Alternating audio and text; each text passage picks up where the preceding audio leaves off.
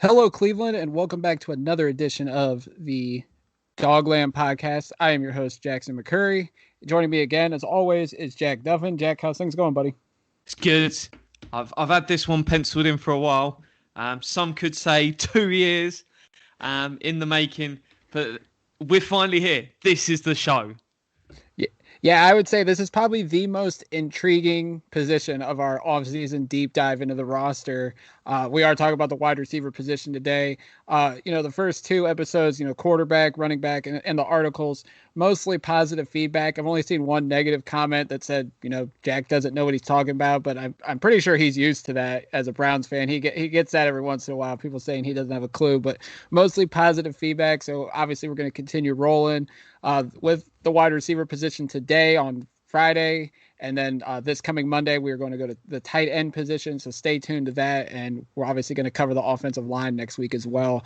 But Jack, let's focus on the wide receiver position. It is the most intriguing, I think, of the Browns roster going into the offseason because we're in a spot where we might not know who the starting three wide receivers are. And I know a lot of people are going to say, you guys are crazy. It's Beckham, it's Landry, it's Higgins. But there's a lot of unknowns with each one of these players, and that's, I think, where we're going to spend the main part of this. But Jack, going into your article, and for those that are just jumping in on this episode and saying, what is this offseason roster deep dive that you guys are doing?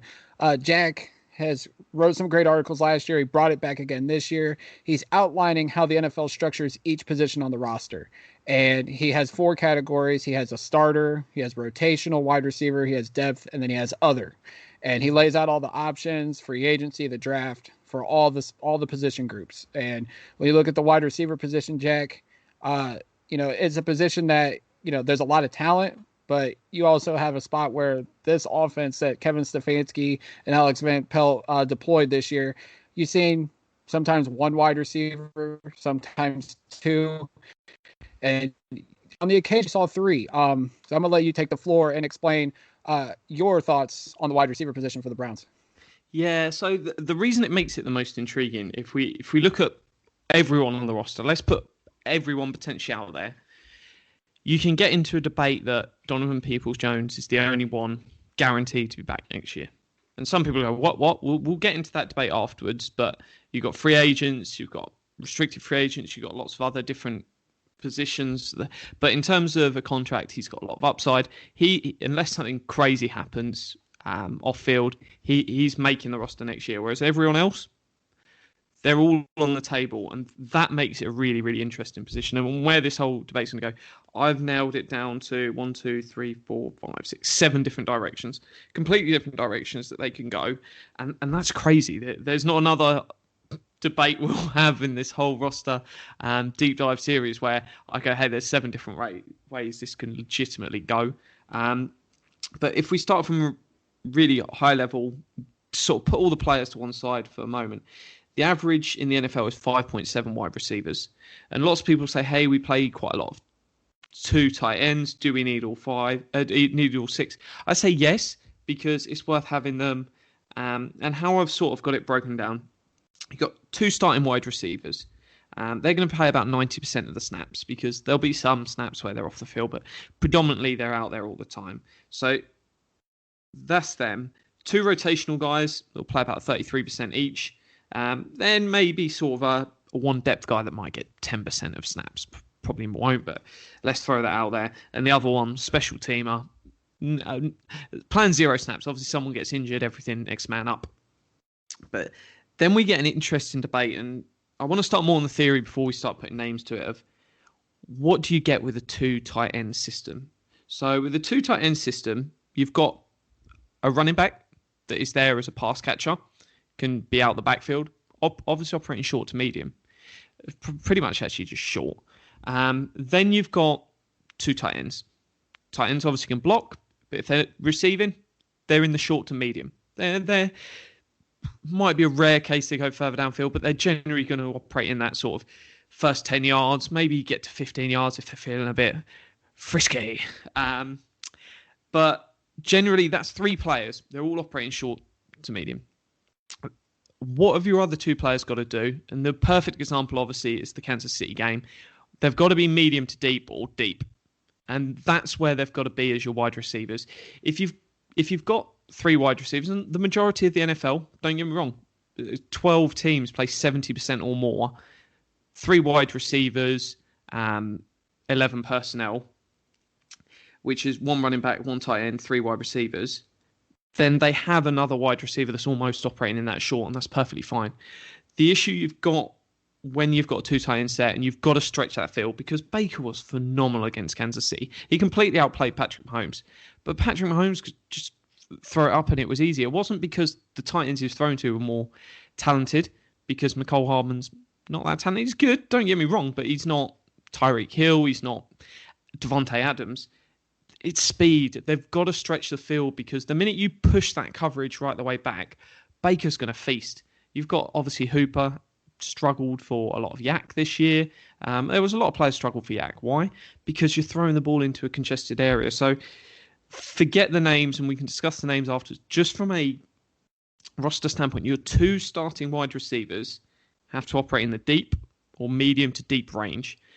We'll start putting names to that, but if you've got a wide receiver in the short to medium range, you can have them as a starter. But if you have them as a starter, you have to ditch 12 personnel. So 1 running back, 2 tight ends, 2 wide receivers as a system.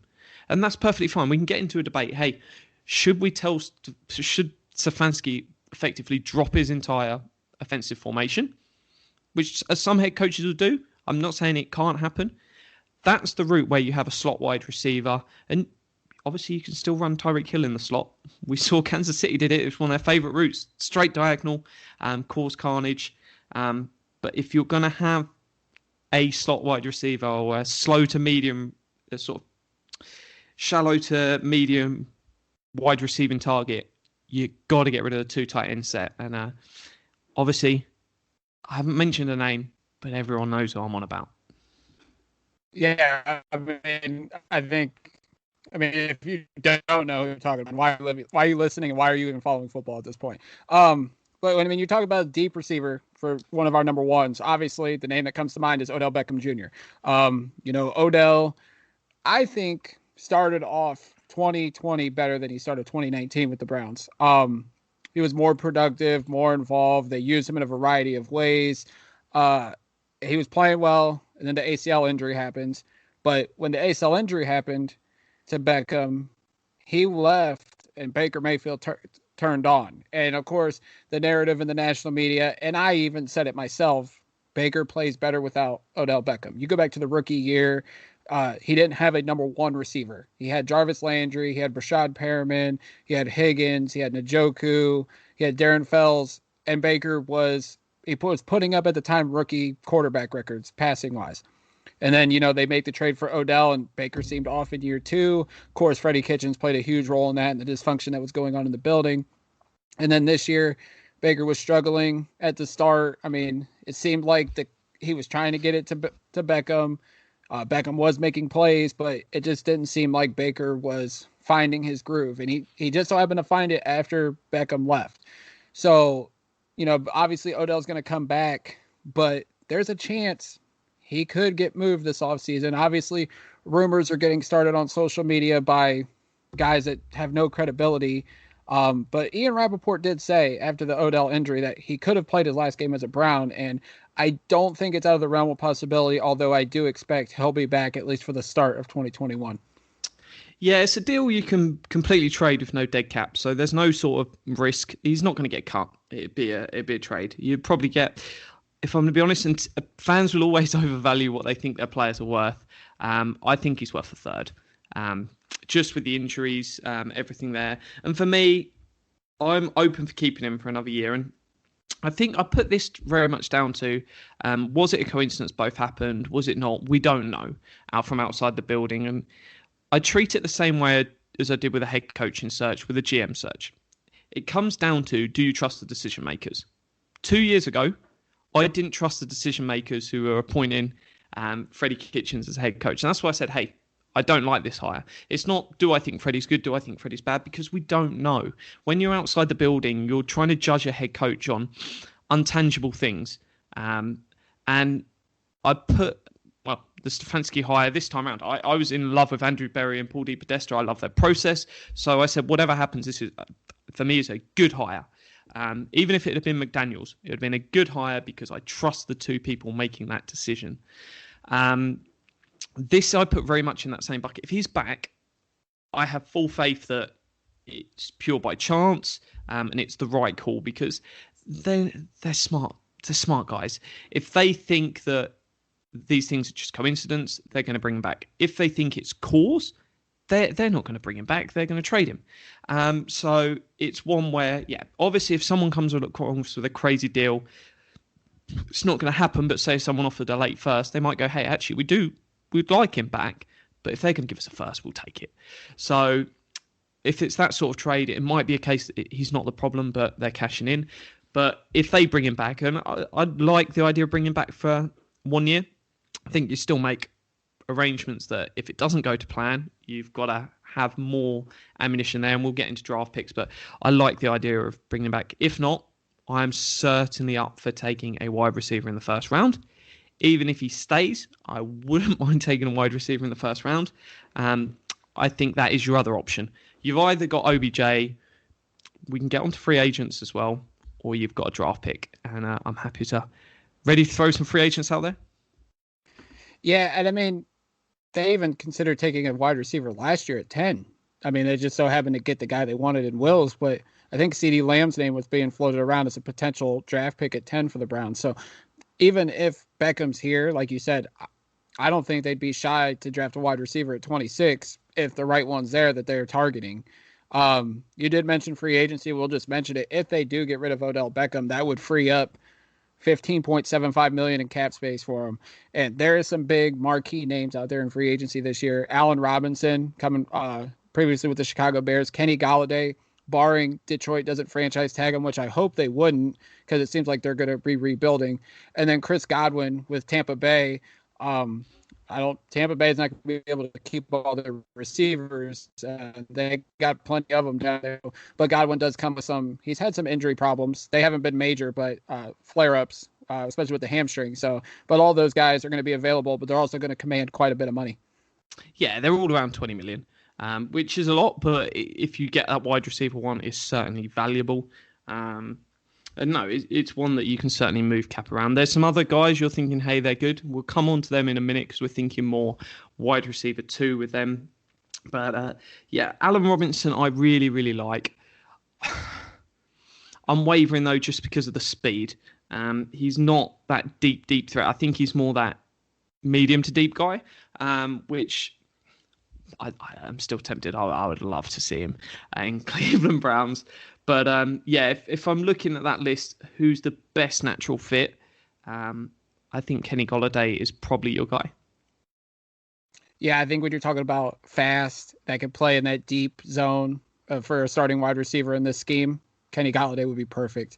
I mean, he's done some great things in Detroit with Matt Stafford, albeit the rest of the offense hasn't shaped out well and the whole team hasn't shaped out.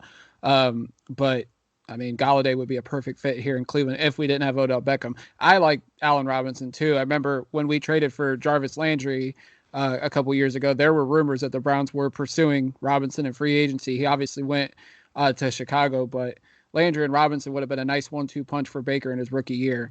Speaking of Jarvis Landry, obviously he's wide receiver, too. I know his contract number is one of the best discussing points on Brown's Twitter, and it has been since he signed that extension back in 2018. He does make $15 million a year, and I know you and Pete Smith get into the argument constantly with people that, like, he's not a number one wide receiver. No one says Jarvis Landry is the number one wide receiver. Did he get overpaid? It's fair to say the production hasn't backed up what he's making as a Cleveland Brown, and I know money doesn't go into this, but Landry's one of the leaders of this team. I mean, and people can argue that as well because we have Baker, we have other guys. Landry was part of the start of the turnaround here. You've seen the speech on Hard Knocks. That's infamous. And Jack, I know you're groaning right now, but like, I just think Landry belongs here. If there's a way they can rework his deal somehow, restructure it because I don't think he's got any guaranteed money left. I would like for them to find a way. I know he's limited being a short to medium route runner, and he's not the best fit for the 12 personnel scheme that Stefanski likes to run, but it just seems like the teammates love him. The city loves him. There's got to be a way to keep Landry around. I know at $15 million a year, it's not the best thing, especially for the Browns thinking long term, but it seems like if Baker wants him here, you would think Stefanski and Barry would try to find a way to keep him here for the long term. Yeah, so we're into that sort of wide receiver 2 debate. So we've done one. It's OBJ. It's one of them big 3 agents. It's a first-round pick. And don't worry if you think, hey, first-round pick is a bit early for him to hit the floor. That's fine. You would make that space up by bringing in a more sturdy vet somewhere else. But wide receiver 2, Jarvis Landry is the only name on the roster that's under contract. You'll be thinking of Higgins. He's not under contract. We'll get onto him in a second. So if you wanted to keep Jarvis long term, and the reason is people go, no one really considers him a number 1 wide receiver, but that's what his contract says he is. And everyone in the NFL is what their contract is. And when we get into trades and you hear lots of discussions, you're not actually trading for players in a weird way. You're actually trading for contracts in the NFL. And when someone goes, Matt Stafford is a really valuable piece because his contract's got him playing at like, I think it's 16, 17 million a year, which is great value for whatever team acquires him. Whereas Matt Stafford on 30 million, yeah, I'm out. I don't want Matt Stafford on 30 million. And so Jarvis's issue is he's on 15 million a year. If you wanted him as your wide receiver 2, I think the ceiling for that sort of, especially if you've got an OBJ as number 1, would probably get extended pay a little bit more than that 15 if you wanted long term. I think the ceiling you can go is probably 8 million, which if he's on 15, trying to get him down to 8 is an insane drop. I think realistically, if you went to Jarvis, where that line could be, I think 12. I think you could get that done and go, hey, Jarvis, you've got whatever deal left. We're going to turn that into a 12 million a year deal. We'll give you 4 years. We'll basically fully guarantee effectively 3 of them. What do you think about that? I think you could get that done for 12. The issue is, and people go, oh, but he wouldn't get that much in free agency. When you're renegotiating a contract with a team, you're not going to drop all the way there of what you would get from free agent because you say as a leader of the clubhouse, you get that. It's embarrassing in a way to, if the team goes to you and you take a 50% pay cut, they're not showing you much respect. Whereas you can cut him, he then signs for a team in free agency. That's fine. It's a rebound deal. That's as low as I can see him going in. The sort of mix of 12 million for Jarvis Landry doesn't really fit the scheme. It just doesn't really sort of work together. I would say if you're looking at a wide receiver who can be a 3 slot guy, if he was playing 45% of snaps, I would say 4 million is basically your ceiling for a guy that's not a starter. And that's a lot of money to spend for not a starter because, as we discussed a couple of weeks ago on that sort of five veterans behind Baker, do you really want to pay one that's not a starter? No. So it's one of them that it's a tough goodbye. I understand for a lot of fans, but the culture has changed with the Browns. The culture now is about wins. It doesn't matter who else is in the building. Stefanski, the head coach, is all the way. He was the one driving more culture than anyone else. And after that, it comes down to the quarterback. And between them two guys, the culture is really strong. Was Jarvis an impact? How valuable?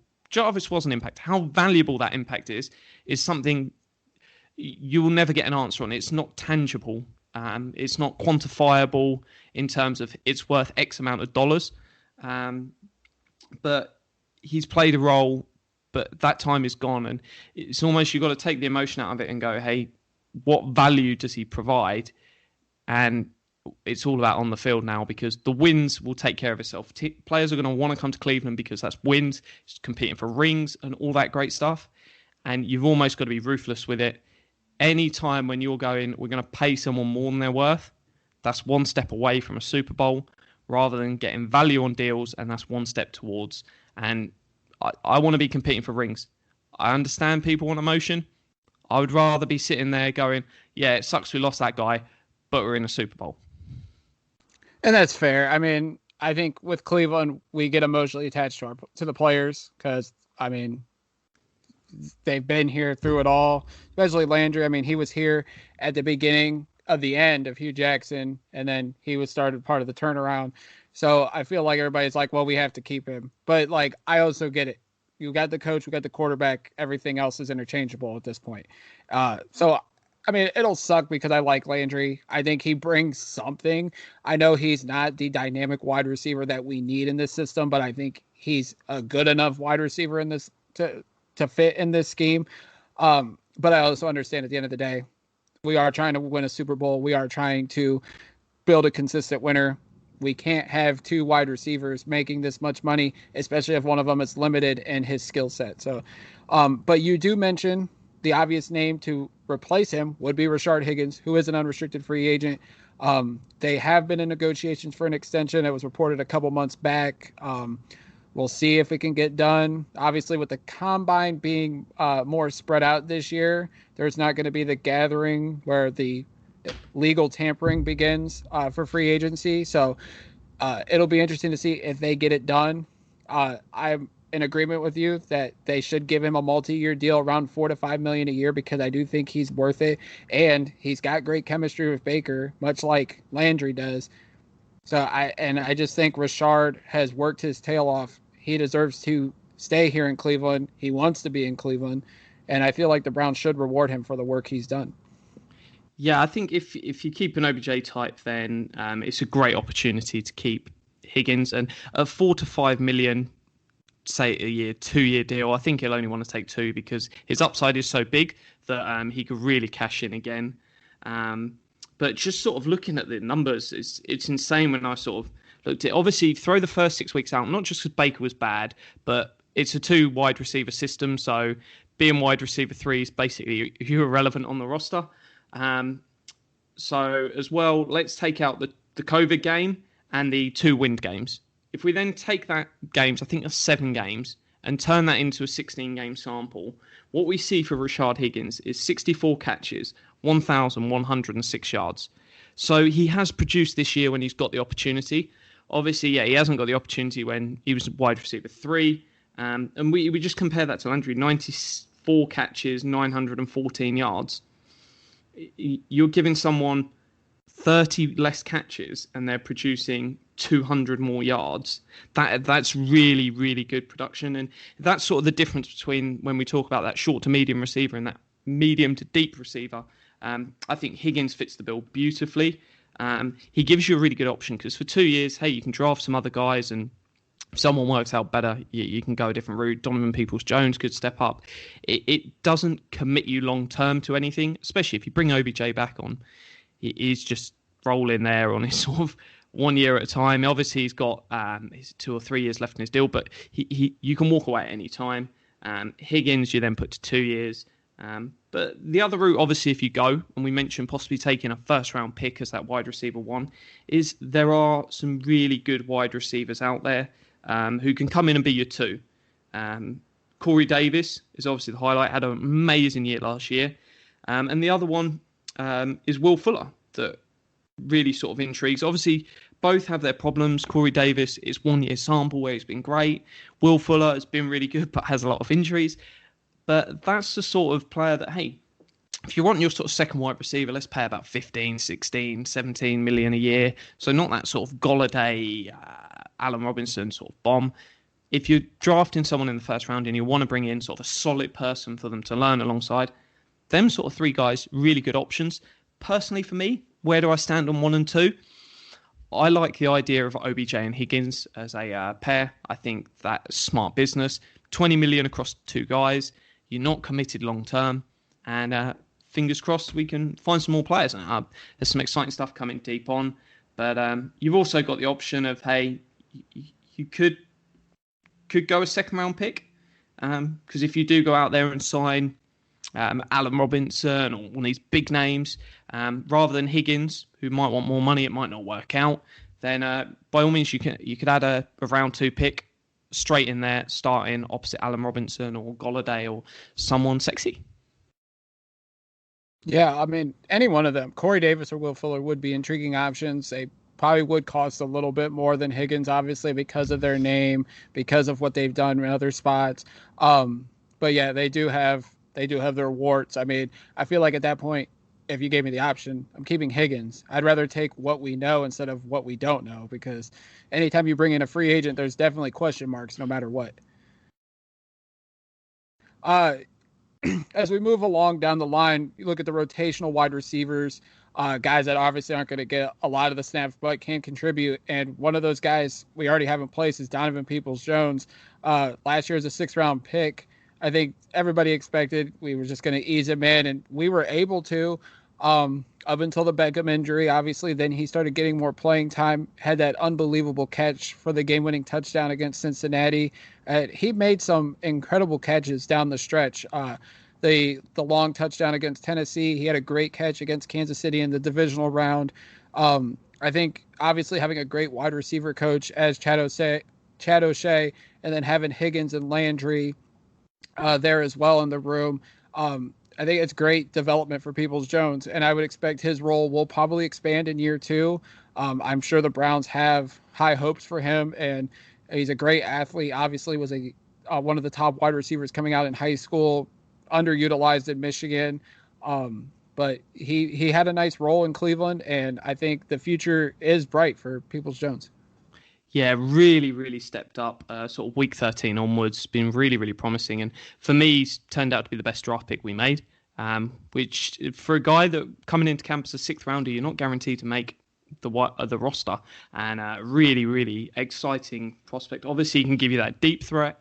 So that sets it up nicely in a way if you keep OBJ that, hey, we've got Donovan Peoples-Jones right behind him, that if he goes down, we've at least got someone we feel good about that we can throw out there. Yeah, he's not as good as OBJ. That's perfectly fine. But you're not there going, oh, he's gone down, let's throw a UDFA out there. We've got someone that we've got one good year of tape. Obviously, no offense, I love Higgins. You've got Landry, you've got other guys.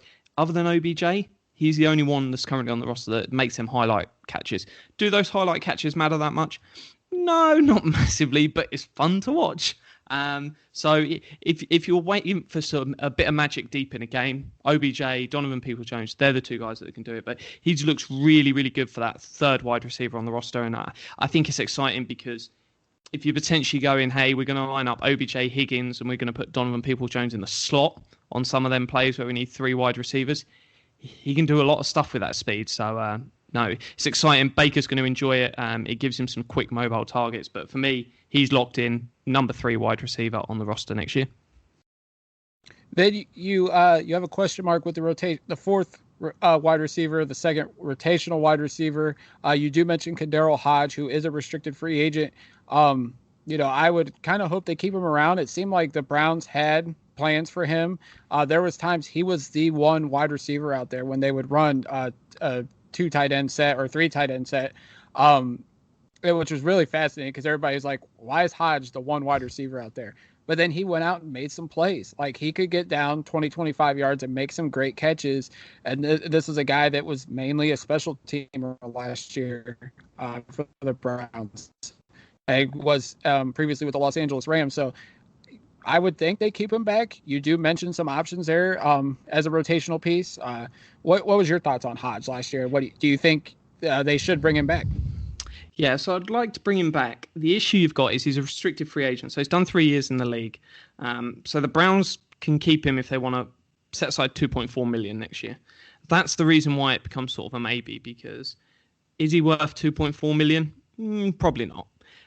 So it's probably going to him and saying, hey, let's sign a 1 year, $1.5 million. Let's sign a $3 million for 2 years. We'll guarantee $2 million of it.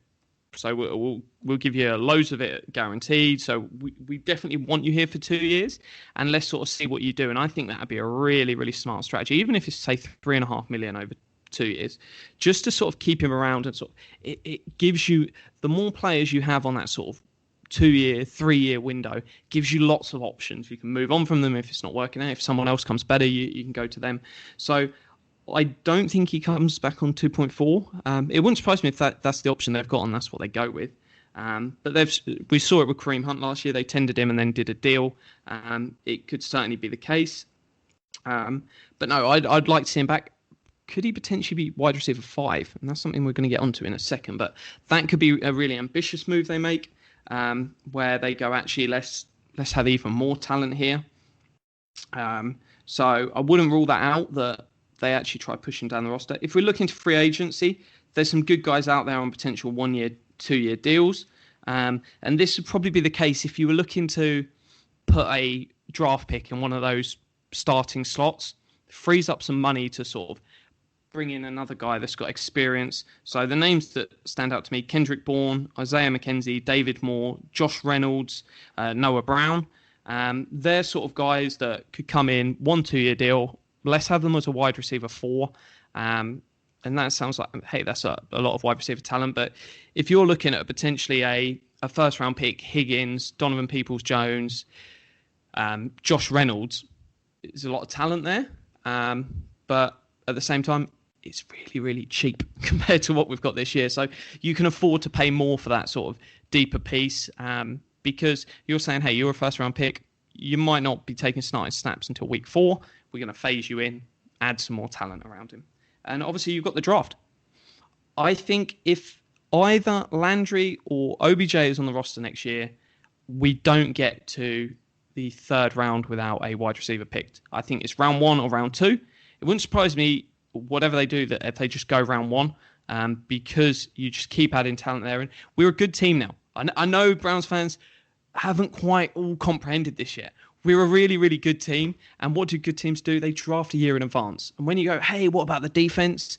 We've got 3 day 2 picks. So you can use that first round pick on wide receiver.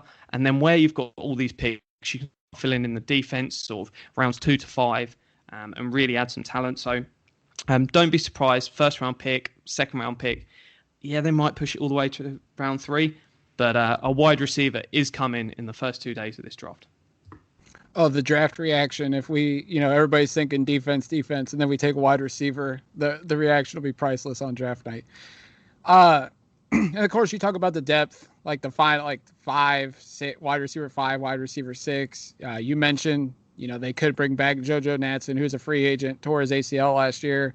Jamarcus Bradley, who impressed some people in that Jets game because he stepped up at last second, had 6 catches. Almost helped bring the Browns back to win that game, even though they had dug themselves in a hole. And then you mentioned Alexander Hollins, who they signed from the Vikings practice squad late in the year. Derek Willis, who is still a Cleveland legend for that one catch he had against Baltimore. And Ryan Switzer, who spent the year on the practice squad, special teams guy, formerly with Pittsburgh. All these guys are coming back on futures deals. But yeah, I mean, I like your idea, bring in 10 receivers, have them duke it out. Just depth's not a bad thing, especially at this position. We've seen it this year, obviously, with the Beckham injury. But I want to see more of Jamarcus Bradley. I was impressed with him. Excuse me. The way he stepped up in that Jets game. Seems like he's got some sure hands. I liked what I seen when they signed him as an undrafted free agent, watching his tape, the highlight film. I'd like to see more of him for sure. And then this Hollins kid is fascinating to me. Obviously, Stefanski must have liked him and put in a word for them to sign him, so there must be something there as well. Yeah, it's one of them. It's an intriguing spot where sort of year 5 and 6, one of them's going to be more of a upside as a wide receiver, someone they just want to sort of stash. Donovan Peoples-Jones obviously the perfect example of it last year. And then your other one is basically a special teamer. It's whoever's the best in special teams that could, in an emergency, go out there and fill in at a spot. But yeah, it's one that JoJo Natson could easily be the guy where they go, hey, sick wide receiver, do a job. But yeah, I would love to have a room that loaded that we're talking about, Kadarrell Hodge as your 5th wide receiver. That would be really, really exciting. And yeah, if they bring in some guys sort of UDFAs, etc., and Bradley beats them out, then go for it. It's going to be weird though when players get cut. They ain't going to make the Browns practice squad next year. We only kept some because of COVID this year, and teams didn't want to go through the protocol of sort of isolating and then coming and joining the team. We got the 26th waiver claim, and that is late. Yes, it is. And the final part of the article, you list out 7 different options for the Browns wide receivers. You can mention some of them. I mean, if anybody wants to go see it, it's on thedogland.com. But like, Jack, if you had to pick one, and I mean, this is the one that you want to roll with into 2021, which option would it be? So I'm be a bit cheeky here and say I did actually start when I first wrote this article. I said E is my favourite, but I don't mind G.